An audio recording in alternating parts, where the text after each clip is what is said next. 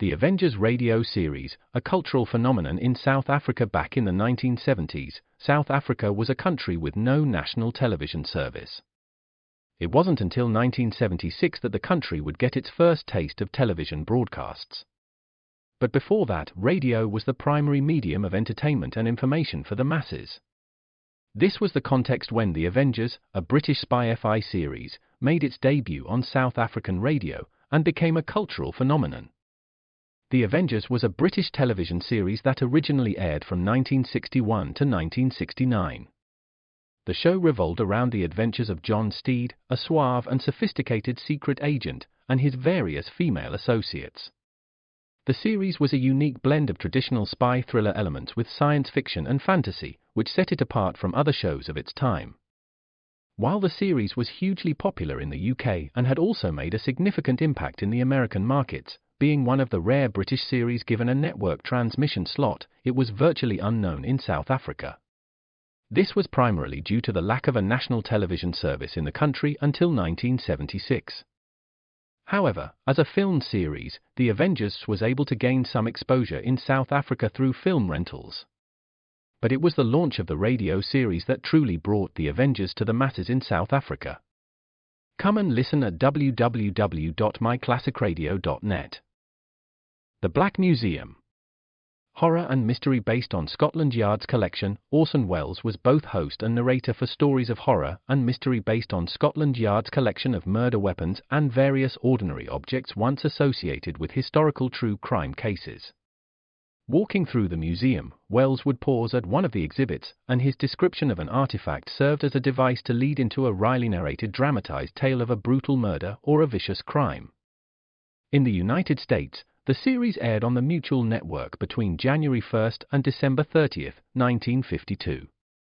Beginning May 7, 1953, it was also broadcast over Radio Luxembourg, sponsored by the cleaning products Dreft and Miro.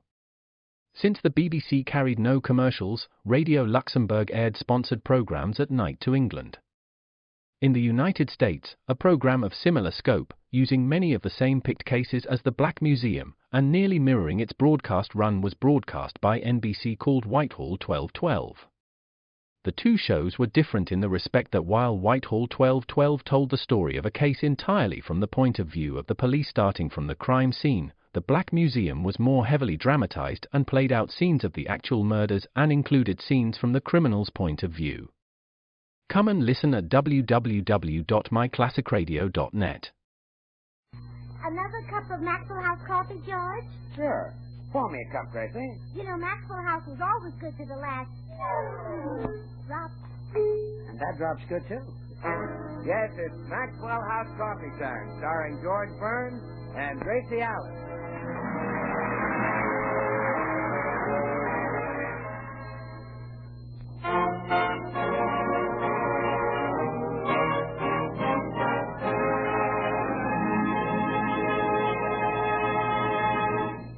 As we look in at the Burns home today, we find the head of the family reading the morning paper, while her husband tries to get it from her. Gracie, I'd like to see the paper, too. Yes, dear, as soon as I finish reading Louella Parsons' column. You see, we top newspaper columnists have to check each other. Now, don't compare yourself with Louella Parsons. She's the First Lady of Hollywood. She's the reigning queen. Well, she certainly has poured it on this week. Finish reading Louella's column so I can have the paper. Yes, dear. Well, listen to this. Exclusive. Cesar Romero was seen at the Macombo last night with Lana Turner. What does she mean, exclusive? I have the same item in my column. You have? Well, sure, I'll read it to you. What star was seen where last night with whom? Word for word. I put that in every day. It always fits somebody. You're dynamite. Go back to Louella's column. Oh, yes, yes. Oh, here's an interesting item. Phil Take It or Leave It Baker has arrived in town from New York and is looking for an apartment. Silly man. He probably won't find an apartment in Los Angeles. Well, even if he does, imagine driving clear to New York to work every day. He brought the program with him. Oh. Oh, by the way, He telephoned and said he was going to drop in to see us. Oh, good. I'd like to see him again. Remember back in our vaudeville days when you and Phil Baker were both courting me? Yeah. Phil was awfully cute. And what a snappy dresser. You know, he's the first man to wear pleats in the front of his trousers. Really? Mm-hmm. Of course, it was sort of an accident the way he discovered it. He caught his pants in his accordion one night.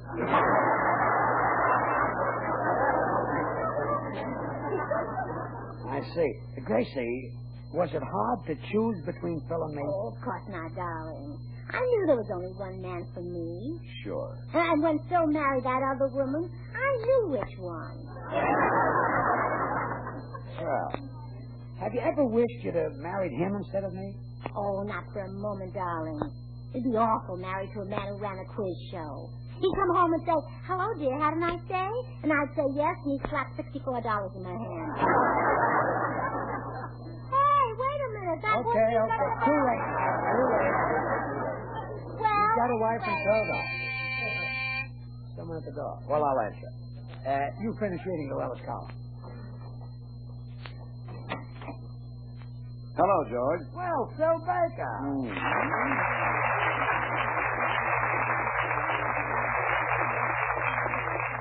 Come in, Phil. George, it's good to see you. How's my favorite radio star? Your favorite, Phil? Yes, how's Gracie? She's fine. Oh, Gracie, here's Phil Baker. Well, Phil, how are you? You look wonderful. You look wonderful, too, Gracie. You know, Phil, you haven't aged 1 year. Neither of you, Gracie. And so you're doing so well. You're very successful yourself, Gracie. And, George. Yes? You have a bad cough. Phil, we were just talking about those vaudeville days when you and George were rivals for my hand. Yeah, whenever the three of us would go to dinner, George and I would fight to see who'd get the money out to pay the check. Yes. And one night you fought so hard, you tore my pocketbook in two.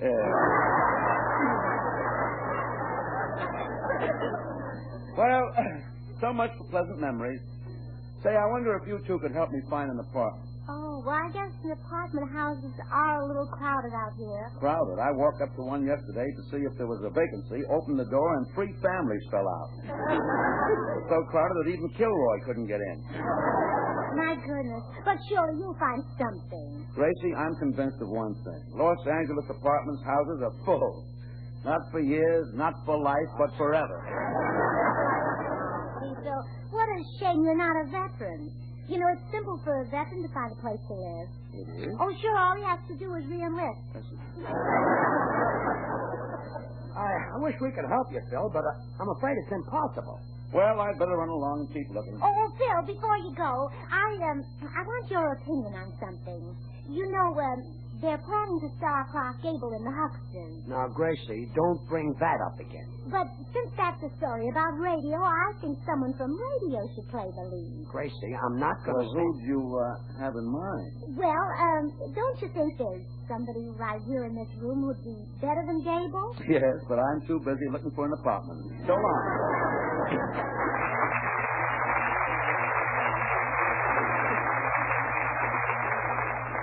Now, Gracie, I want you to forget the idea of me replacing Gable. Yes, dear. Is that clear? Yes, dear. That's the last you'll hear of it. Good. By it, I mean replacing Clark Gable. Gracie. By replacing, I mean substituting for him. Gracie. By him, I mean Clark Gable. Look, By Gable, I mean the man you should replace. Now, that's enough. All right. Even if you bring it up, I won't discuss it again. Good. Let's drop the subject. By subject, you mean... All right.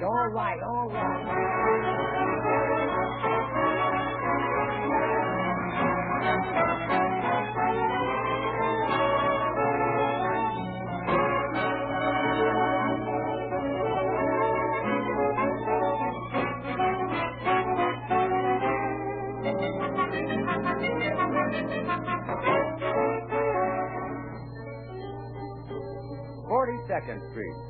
Gee, that was really a great tune, Meredith. It still is, Bill. What brings it to mind now is Alfred Mayer's fine painting of Times Square in our newest Maxwell House coffee ad. Yeah. You'll find it on page 96 in the new issue of Life magazine. Oh, I've seen it, Meredith. Mirror calls his painting the Crossroads, that, of course, being what Times Square really is. With its crowds and its lights, its sparkle, it's a glittering symbol of Manhattan, a magnet for millions, and a vivid, unforgettable part of the American scene. You know, in its own way, Maxwell House coffee is truly a part of the American scene, too.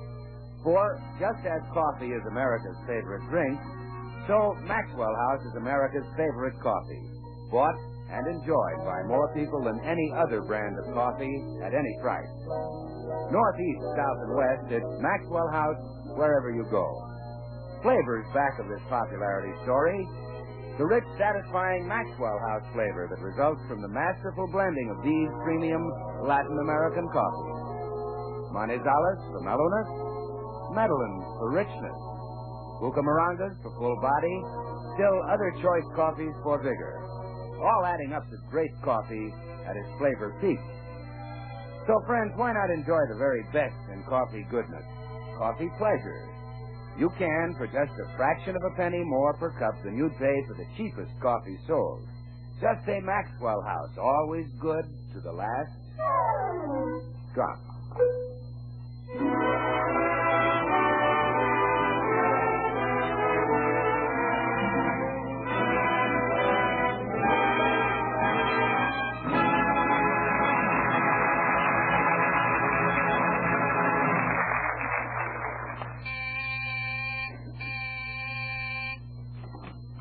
Good morning, Mrs. Burns.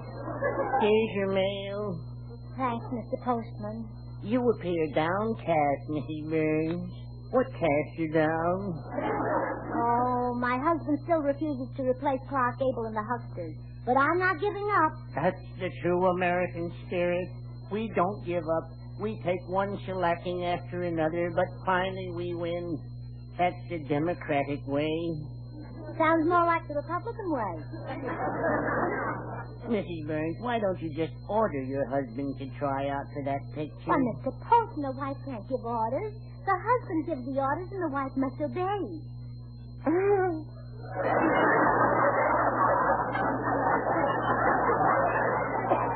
You're so whimsical. Well, you see, George doesn't trust my judgment. Now, if someone like Louella Parsons said he should replace Gable, he'd believe it. Miss Parsons is awfully nice. I bring her all the tidbits of Hollywood gossip I pick up on my route. Oh, are you a snoop, Mr. Postman? Oh, no. But I can't help it if I happen to see something over a transom. But you're too short to see over a transom. Not when I stand on my mailbag. Oh, Mr. Postman, I've got it. I'll get Louella Parsons to say that George should replace Clark Gable. How? Well, I'll give her a scoop. For a statement like that, she'll need more than a scoop. She'll need a shovel. Well, goodbye, Mrs. Burns. Remember, keep smiling.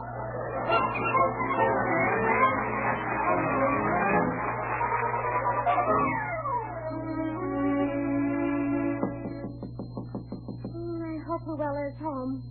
I'll give her some red-hot scoops for her column, and then in return she'll use her influence to get George in that picture. Yes? Why, it's Gracie Allen. Hello, Louella. Hello.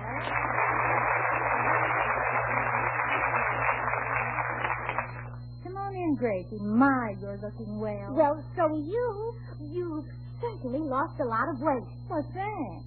Now when people call you Hollywood's biggest movie columnist, you'll know it's a compliment. Well, I've always pretended it was. Oh, you do have a wonderful column, Louella. My poor little effort just can't compare with it. Oh, you're wrong. Your column is much more interesting than mine. Oh, no, yours is better. Oh, no, yours is better. Oh, no, yours is. Well, perhaps you're right. Well, I wish you'd hold out your hand before you stop. Was there anything special you wanted to see me about, Gracie? Oh, yes, we newspaper women should stick together. I came over to give you some gossip items for your column. Now, that's very kind of you. Oh, these are real red-hot scoops. But they won't only stop the presses, they'll melt them. Oh, Tell me quick. Gracie, tell me. Oh, well, all right. Did you know about Charles Boyer and Ingrid Bergman? No, what about them? He's French and she's Swedish. That's your scoop. Oh, that's only one of them. Listen to this. You know the movie theater where the stars put their footprints in cement? Yes, of course. Grauman's Chinese. Well, I happen to know that Grauman isn't Chinese. Gracie, I think I'll give that one to Walter Winston. Oh, Louella, you're so unselfish. But here's a scoop I want you to keep all to yourself. One of Hollywood's best-known couples aren't really married to each other. Oh, I couldn't print that. Too spicy, huh? Yes, but I'll admit I'm curious. Hey, who's the couple that's not married? Abbott and Costello.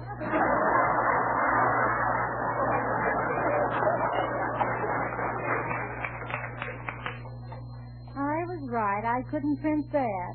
Well, that should give you enough material for a week, Louella. Now, in return, I'd like you to do me a tiny little favor. Well, certainly. What is it? Well, I'd like you to say in your column that Clark Gable should be replaced in the Hucksters by Gracie Allen's handsome and talented husband. I thought you were still married to George Burns. Well, I am. And you want him to replace Clark Gable? Well, why not? They're practically twins. What? If you were describing them, I'll bet you'd use exactly the same words. You're right about that. I'd look at Gable and say, oh, what a man. Then I'd look at George and say, what? A man?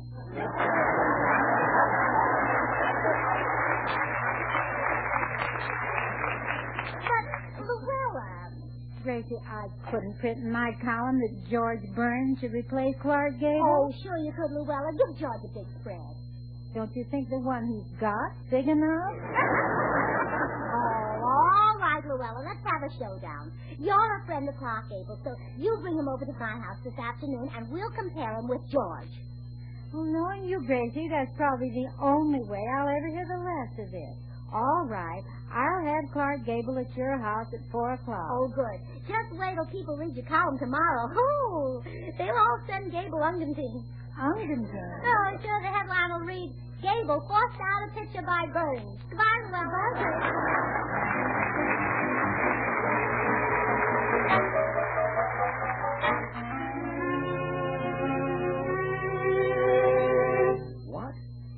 Clark Gable is coming over here? Yes, dear, so Louella Parsons can compare the two of you. Now, wait a minute. I haven't got a chance. Women faint over that guy. They faint over you, too. Like when? Like when I married you. My mother passed out cold. Well, anyway, I don't like it. Gable is one of the top actors in Hollywood. Well, what are you worried about, dear? Don't forget you were a runner-up for the Academy Award Oscar last year. I was runner-up? Certainly. When the man on the stage said, send someone up for Mr. Milan's Oscar, didn't you run up? Oh, I was the runner-up, yes. Look, let's call this off. Gable gives me an inferiority complex. Oh, nonsense. Just meet him man to man. When he walks in, jump on a chair and look him right in the eye. You see, he's bigger than I am. Oh, dear, stop worrying. All you need is a little pep talk. Now, listen. What if Gable is bigger? Don't forget that a mouse can frighten an elephant. A little flea can worry a dog. A tiny germ can knock out a big man. If you start to lose confidence, just think of yourself as a mouse, a flea, and a germ.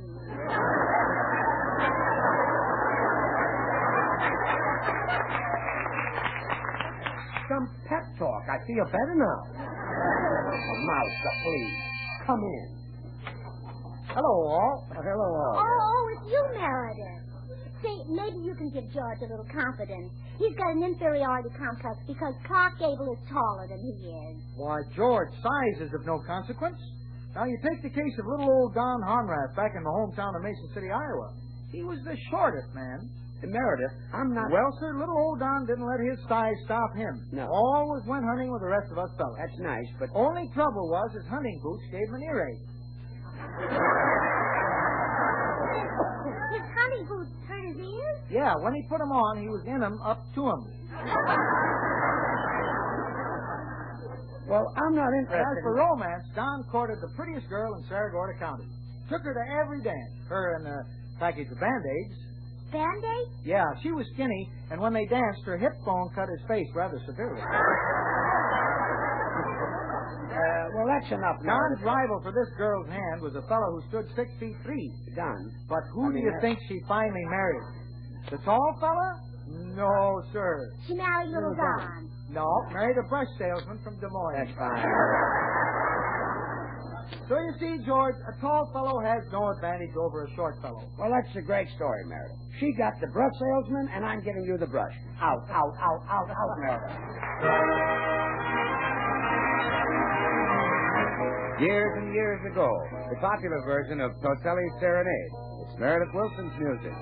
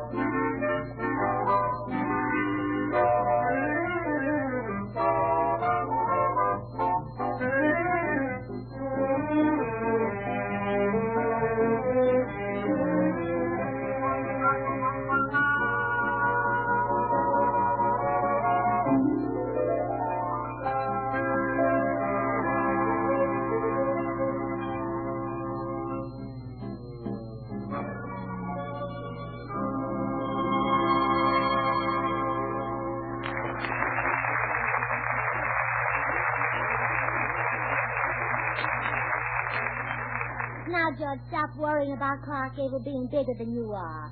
The real test between you will be something that size doesn't even enter into. What's that? Romantic technique. Louella Parsons will judge your love-making ability. You mean Gable and I will make love to Louella and she'll pick the winner? Yeah. Oh, I can see it now. You and Clark Gable face Louella. Yeah. You start the contest. Mhm. You grab Louella. Yeah. You hug her. Yeah. You kiss her. Yeah. She swoons with ecstasy. Yeah. Now it's Gable's turn. Yeah. He grabs me. Yeah. He hugs Wait me. a minute. Wait a minute. Gable grabbed the wrong woman. I know, but it's too late now. He wraps me in his strong arms. I'm helpless. I step in and grab Gable. I struggle like crazy. I bite. I scratch. Yeah. I hope I don't hurt you, George.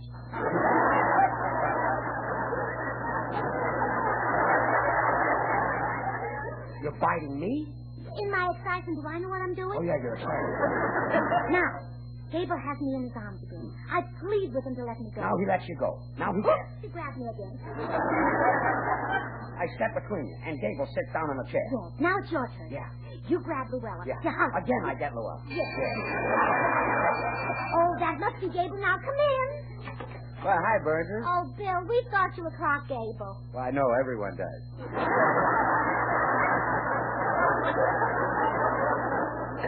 Yeah. Oh, I just can't help myself, George. I just set the girls on fire. Why, when my pictures play at a theater, they make all the women sit in the balcony.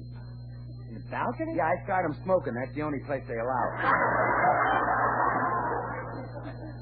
Bill, what Gracie meant was that we're expecting Clark Gable to arrive any minute. Really? How come? Well, I'm going to put George up against Gable. Gracie, why don't you just lean him against the wall? No, you don't understand. There's going to be a contest between them, and Louella Parsons will be the judge. Oh, is Louella coming over? Mhm. You know, I've been looking for her. I've got a terrific scoop for her column. I found out that Ronald Reagan beats his wife, Jane Wyman, every morning. Oh, Bill, no. Yeah, every morning he beats her into the kitchen and grabs the first cup of Maxwell House coffee. Of course, you can't blame him. Maxwell House is rich, mellow, delicious, the result of careful selection and blending of choice Latin American coffees. Radiant roasted to perfection. Oh, by the way, Gracie, what kind of a contest is Louella going to judge? Oh, a love-making contest. I haven't agreed to that yet. A love-making contest between George and Gable? Mm-hmm. That's like a contest between the atom bomb and a water pistol.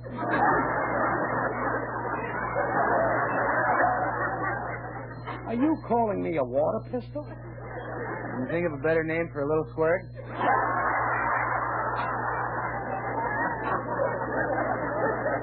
Okay, just for that I'll show you. I'll make love to Louella.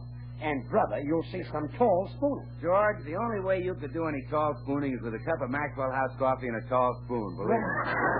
Hey, that's a great idea. After all, Maxwell House is the very best in coffee drinking pleasure, yet it costs but a fraction of a penny more per cup than the cheapest coffee sold. No wonder Maxwell House is bought and enjoyed by more people than any other brand of coffee at any price. Everybody knows Maxwell House is always good to the last drop. Well, don't you worry, Bill. Louella will pick George. Why, with his physique and the effect he has on women, he should have been in a picture long ago. Yes, you're right, Grace. He should have been a mattress in the Big Sleep. Goodbye, comedian. So long, Hot Lips.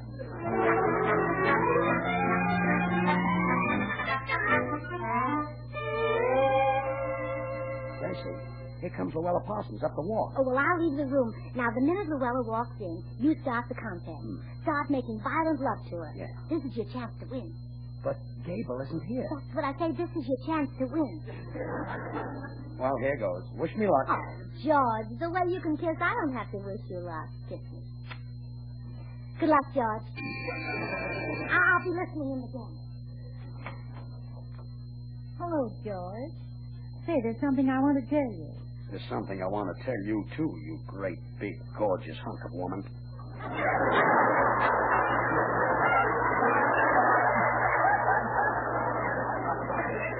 Come here. Why, George, that's on my arm. Stop pulling me. Come here, you glamorous creature. Come here, you siren. Oh, please, Louella, come here. I'm mad about you. Real now, George. Mad. You're so divine. Why do you write about those movie stars like Hedy Lamarr and Betty Grable? You're much more beautiful. That's what I keep telling them at the studio. Don't fight this, Louella. It's bigger than both of us.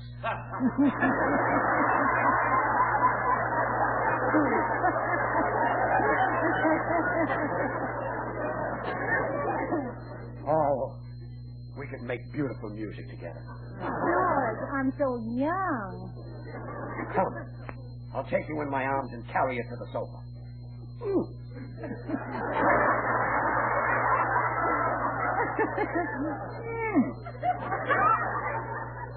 Come. I'll take you by the hand and lead you.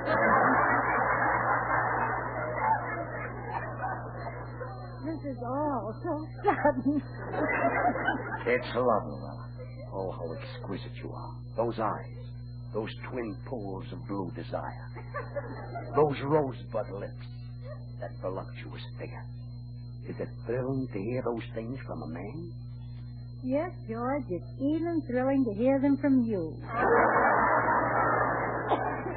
Then take me in your arms. Oh, not so hard. Aha! Again I find you in the arms of a beautiful woman. Again? Oh, now, Gracie, let me explain. Oh, I don't blame you, Louella. I know how irresistible my little man is. Women are drawn to him like bees to the smell of clover. You're a bee and he's a smell.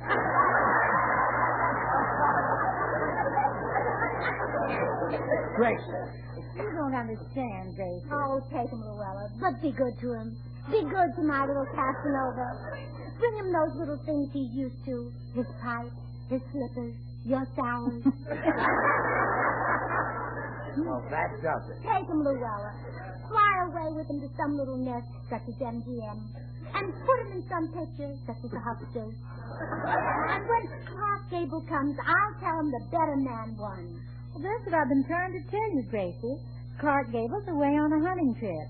He can't come to your house until next week. Well, gee, if Gable won't be here until next week, I'd better explain that my love scene with you was just an act. Oh, I knew that all the time. I was just going along with the joke, and you were a very funny one, George. I see. Take him, Louella. Oh, at first I'll cry. Oh, but as years go on, I'll just laugh. Gracie, stop breaking yourself up. Louella is not going to recommend me for the husband. I know, but with acting like this, she may recommend me. Take him, Louella.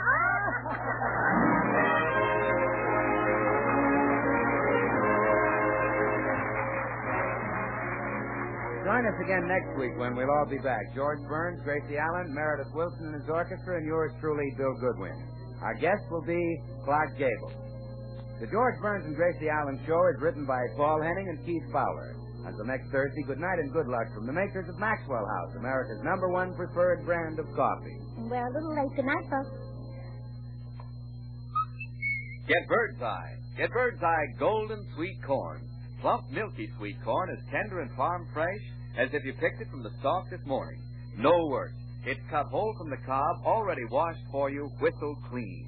It's always young, tender, and wonderful eating. So get Bird's Eye golden sweet corn tomorrow. But be sure it's Bird's Eye. Remember. It can't be the same if it ain't got that name. Get Bird's Eye frosted food. This is NBC, the National Broadcasting Company.